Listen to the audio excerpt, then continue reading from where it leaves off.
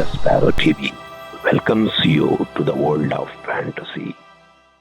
Welcome to the sparrow TV fantasy కథలకు స్వాగతం.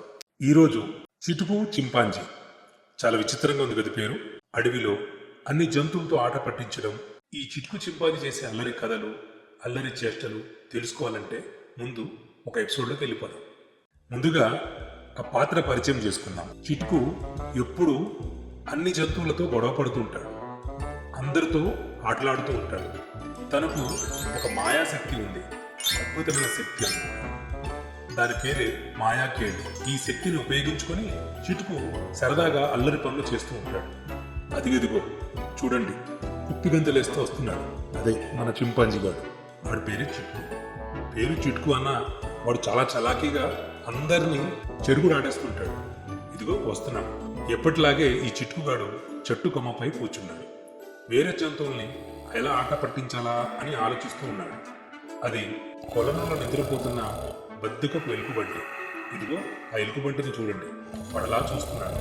దాన్ని ఆట పట్టించాలనో ఏడిపించాలనో చూస్తున్నాడు. ఆ ఎలుకబంటి పేరు బొజ్జి. చాలా బుజ్జిగా ఉంది కదా ఆ ఎలుకబంటి. బొజ్జిని ఆట పట్టించడానికి చిటుకు ఆలోచనతో ముందుకొచ్చాడు. తన మాయాకేళిని, అదే ఆ శక్తిని ఉపయోగించి చిటుకు సమీపంలో ఉన్న తేనె చుట్టు దగ్గరికి వెళ్ళాడు.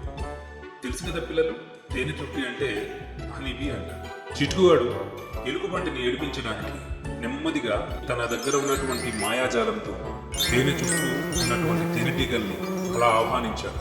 అవన్నీ ఒక కోటులాగా వాటన్నిటినీ అలాగా ఉండమని ఆదేశించాడు. ఎందుకంటే అతనికి మాయాజాలం తెలుసు కాబట్టి ఆ తేనెటీగలన్నీ అలాగా వచ్చేసి పడుకున్న ఎలుకబంటి చుట్టూగా కట్టాడు. ఒక్కసారి ఎలుకబంటి ఇలా నెత్తి నుంచి మేల్కొంది. అది చూసి ఒక్కసారిగా ఆ తేనెటీగలన్నీ కుట్టేస్తాయని భయపడిపోయి ఎలుకబంటి అరుచుకుంటూ గుంతలో పడిపోయింది. ఇదంతా గమనిస్తున్న చిటుకుగాడు చాలా ఎంజాయ్ చేస్తున్నాడు. ఎందుకంటే చిటుకుగాడికి నడిపించడం ఇష్టం కదా.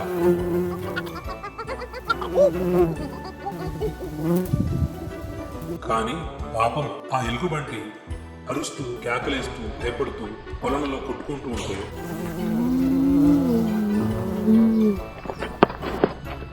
ఆ తేనెటీగలన్నీ తడిసిపోయినాయి. ఒక్కసారి ఆ తేనెటీగల కోపం వచ్చి చిటుకుని తరుముతుంటే చిటుకు ఎంజాయ్ చేస్తూ నవ్వుకుంటూ తప్పించుకుంటూ చెట్ల పుట్ల తిరుగుతూ దాక్కుంటున్నాడు.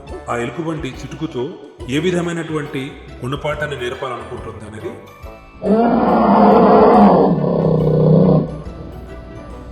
నెక్స్ట్ ఎపిసోడ్లో చూద్దాం. పిల్లలు, ఈ కథ తర్వాత ఎన్ని మలుపులు తిరిగిపోతుందో మున్ముందు తెలుసుకుందాం. అంతవరకు stay tune to the sparrow TV. Like చేయండి, షేర్ చేయండి, కామెంట్ చేయండి. Thank you.